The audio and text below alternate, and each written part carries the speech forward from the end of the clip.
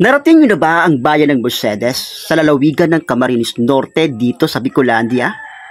Alam niyo ba na ang bayang ito ay punong-puno ng kwento at mga kasaysayang hindi natin pwedeng isantabi at hindi pwedeng pakinggan? Alam niyo ba, nandito rin matatagpuan ang isa sa pinakapamusong lugar at mga isla na pwedeng puntahan ngayong summer.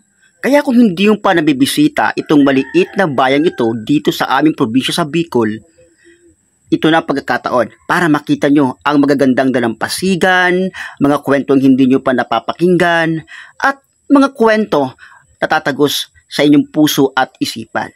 Katulad ng mga kwento ng mga tao at mga kababayan nating nagpipilit na maiangat ang kalidad ng kanilang mga pamumuhay. Umpisahan natin ang kwento dito mismo sa bahay sagip sa barangay ng San Roque sa bayan mismo ng Mercedes. Alam nyo ba na marami sa atin dito na talagang halos hindi ako makapaniwala na may ganitong kaliit na uri ng pamumuhay pero nagisikap silang maiangat ang kalidad ng kanilang mga hanap buhay. At ang pinakapangunahin niya talagang pinagkukunan o pinagkakakitaan dito ay pangingisda. Bukod dyan, wala na talagang ibang alternatibong pamamaraan kung saan at kung papaano nila bubuhayin ang kanilang mga mahal sa buhay.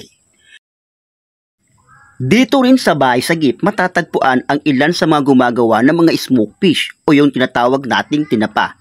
At dito rin nanggagaling ang marami sa ating mga inaangkat na tinapa mula sa Bicol at dinadala sa ibang mga karating probinsya hanggang sa Maynila. At dito rin matatagpuan ang ilan sa mga masasarap nating mga dried fish na talagang di kalidad at pang-angkat rin sa iba't ibang malalayong lugar. Kaya ngayon, nagbabadya na ang summer o tag-init, hindi na ako magtataka. Tiyak ako, marami naman ang magkakaroon ng interes at muling mabubuhay ang mga dried fish dito sa ating lalawigan, sa lalawigan ng Camarines Norte, lalo't higit dito sa bayan ng Mercedes. Ang bayan ng Mercedes kasi ang isa sa pinakamas maraming mga gumagawa ng mga dried fish tuwing summer. Kaya nga hindi na ako magtataka kapag may mga mas marami pang mga inaangkat na dried fish mula dito sa Mercedes. Isa, ang barangay ng San Roque, dito sa aming probinsya ang nagbibigay ng mga dekalidad ng mga produkto na nakakarating pa sa iba't ibang panig at sulok ng ating bansa mula Luzon, Visayas at Mindanao. At alam nyo rin ba na ang ating produkto ng tinapa at dried fish mula dito sa bayan ng Mercedes ay nakakarating din sa abroad? O, di ba? Sikat kahit saan talaga basta gawang Bicol. Marami talaga ang humahanga. Kaya kung hindi mo pa natitikman ang marami sa ating mga dried fish dito sa ating lalawigan, masigit dito sa bayan ng Mercedes, punta na at pasyalan natin ang ilan sa mga gumagawa ng mga dried fish at mga dekalidad na mga tinapa o iba't ibang uri ng mga pinatuyong isda dito sa Bicol ay matatagpuan mula sa kahabaan ng poblasyon ng Mercedes sa San Roque hanggang Barangay 7, makakakita ka nito.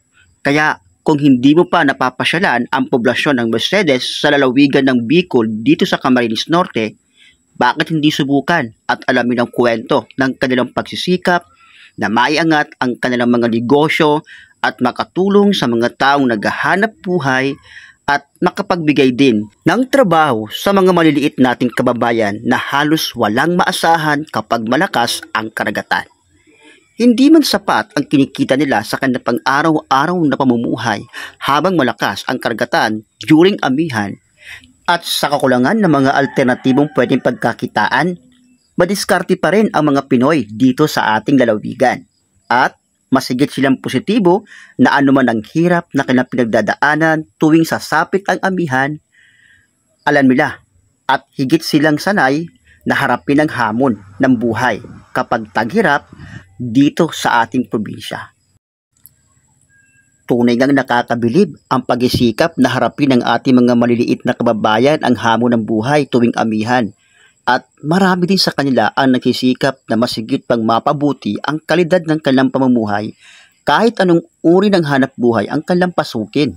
Ganyan ang mga Bicolano, tatak uragon. Kaya nga kapag Bicolano ka, dapat matibay ang dibdib mo. Dapat handa kang suungin anuman ang pagsubok na dumarating sa ating buhay. Kasi kung mahina ka, hindi ka uragon. Kasi walang mahinang uragon. Dapat buo ang diskarte, buo ang loob at mataas ang kumpiyansa na anuman ang pagsubok na haharapin niya sa kanyang buhay.